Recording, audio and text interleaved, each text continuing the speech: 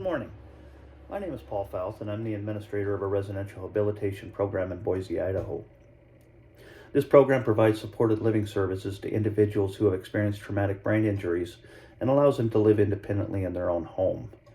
I have spent the majority of my working life with the Good Samaritan Society, starting at a small facility in Malta, Montana, before moving to Boise, Idaho in 2002.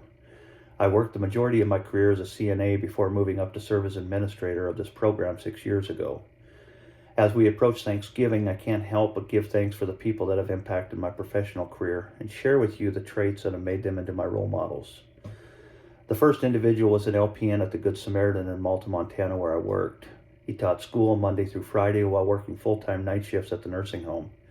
He was a father of 2 sons, a daughter, who were all into college and high school sports. Even with all these commitments he had through his busy work schedule, he never would miss his children's games.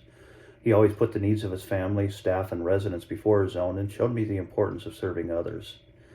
I began my Boise journey working on Hager House, which was a unit dedicated to the care of younger disabled people. This unit could be awfully challenging, but 2 things stood out to me. The first was that despite these difficulties, staff retention was high on this unit, and all were equally dedicated to providing high-quality individualized care to the residents as if they were their own relatives. The second was a servant leadership demonstrated daily by our unit manager. While she had the title of department head, she was often observed fulfilling the roles of a CNA, kitchen aide, housekeeper, and many more. Matthew 10:43 and 45 says, "And Jesus called them to him, saying, But whoever would be great among you must be your servant, and whoever would be first among you must be slave of all." This lady was the epitome of what Jesus was talking about, and I had no better role model as I started my role as a leader. I'll never forget a resident who came to the Good Samaritan in 2003, who quickly became one of my best friends. He had suffered a brain injury at a young age when he crashed his race car, and the safety harness wrapped around his neck, which caused his brain damage.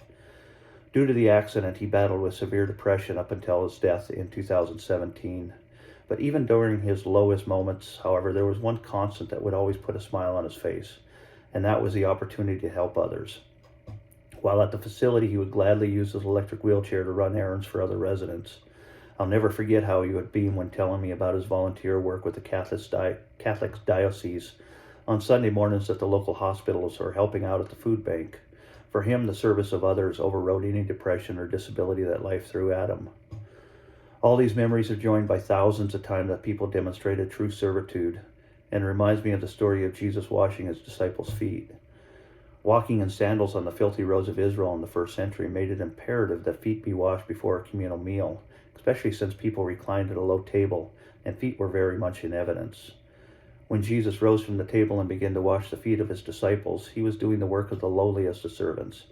The disciples must have been stunned by this act of humility that Christ, their Lord and Master, should wash the feet of his disciples, when it was their proper work to have washed his.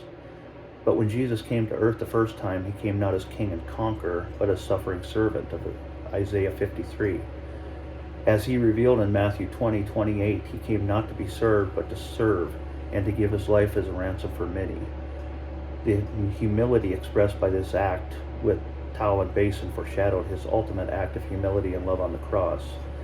As we approach this Thanksgiving, may we take time to reflect on the servants we encounter every day and be truly thankful for those who have chosen to serve us in our everyday lives. God bless. Thank you.